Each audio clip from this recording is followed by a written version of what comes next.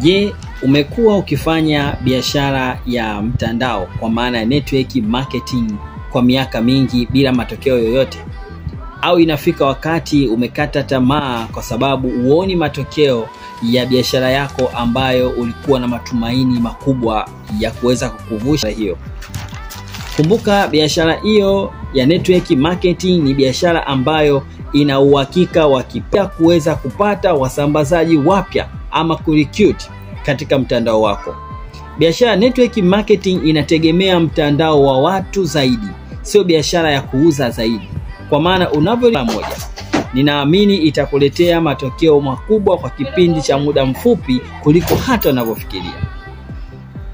Mbinu hii, mara nyingi waliofanikiwa wanaweka mfumo wa kufuatilia wateja na kutengeneza mfumo wa mawasiliano.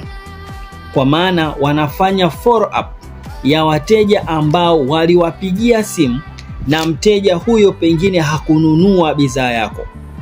Mteja anapokupigia simu, usifute namba yake, save kwa jina lake hiyo namba, kwa sababu namba hazifutwi.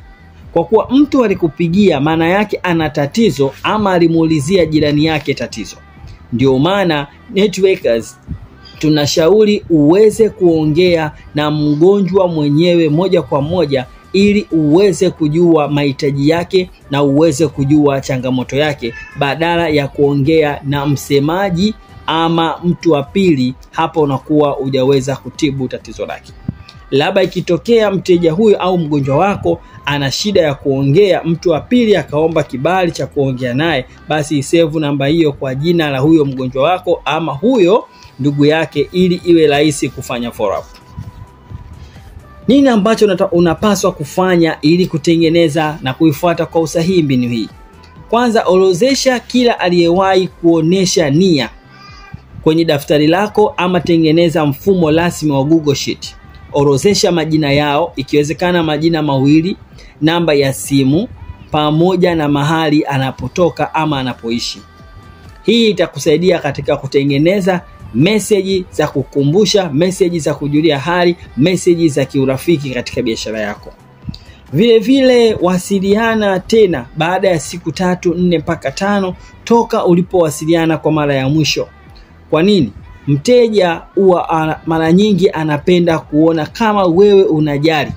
Maana wengi wakipigiwa simu huwa wanampotezea kabisa. Lakini mteja wako ama mgonjwa wako ukimrudia mara ya pili na mara ya tatu, anaanza kujenga uaminifu na wewe, na hapa anaanza kuchukua maamuzi ya kujipanga na kuweza kufanya malipo ya dawa ambazo umemshauri. Kumbuka, unapotuma message ama unapompigia, usiuze bidhaa zako, ila wewe unamjulia hali kulingana na changamoto zake ambazo tayari alikwisha kukueleza uko mwanzoni. Kwa hiyo hapa usiuze.